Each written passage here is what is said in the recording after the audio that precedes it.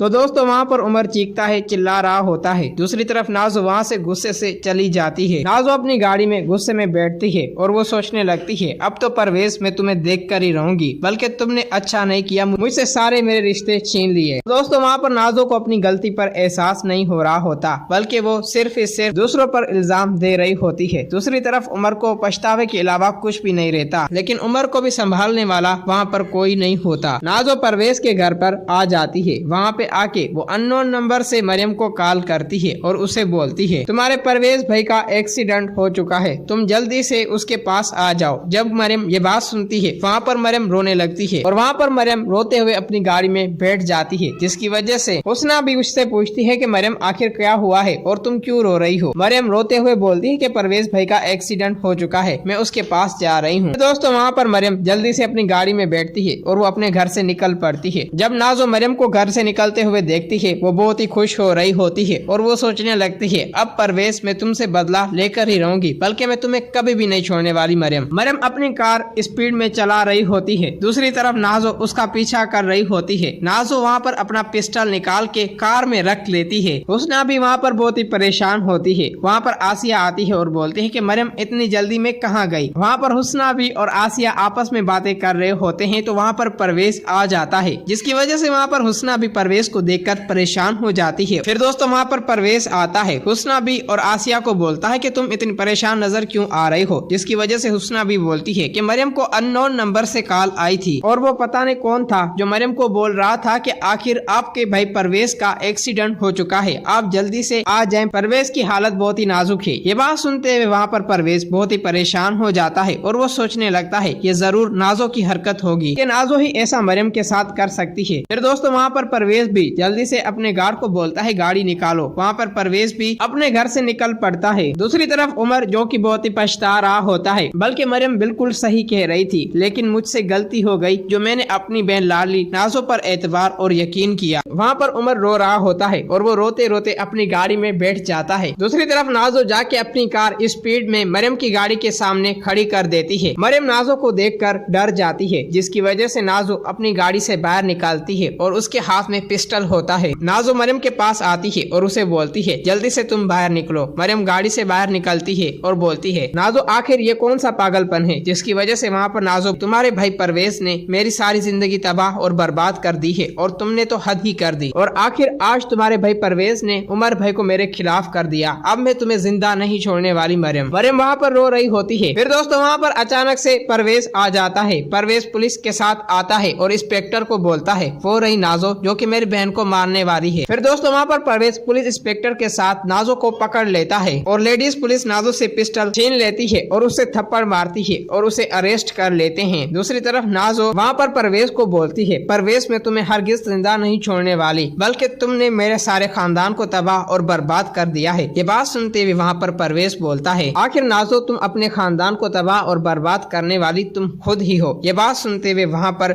नाजो नफ्सियाती मरीज बन जाती है और बोलती है, परवेज मैं तुम्हें कभी भी नहीं छोड़ूंगी। मरियम ये सब कुछ देखकर डर जाती है। वहाँ पर मरियम पुलिस इंस्पेक्टर को बोलती है, पहले इस लड़की ने मेरे बच्चे को मारा, अब ये मेरा कत्ल करना चाहती थी। ये बात सुनते हुए वहाँ पर पुलिस इंस्पेक्टर बोलता है, आप घबराओ मत, आपको इंसाफ मिलेगा। वहाँ पर परवेज बोलता है, अब मैं नाजो तुम्हें फांसी के फंदे तक पहुँचा कर ही रहूंगा, बल्कि तुमने बहुत सारे कत्ल कर लिए। फिर दोस्तों वहाँ से पुलिस नाजो को अरेस्ट करके चली जाती है। अगर आप लोगों को पार्ट 2 चाहिए तो इस वीडियो को लाइक करें। ये हमारी वीडियो अच्छी लगी है तो इस वीडियो को लाइक करें।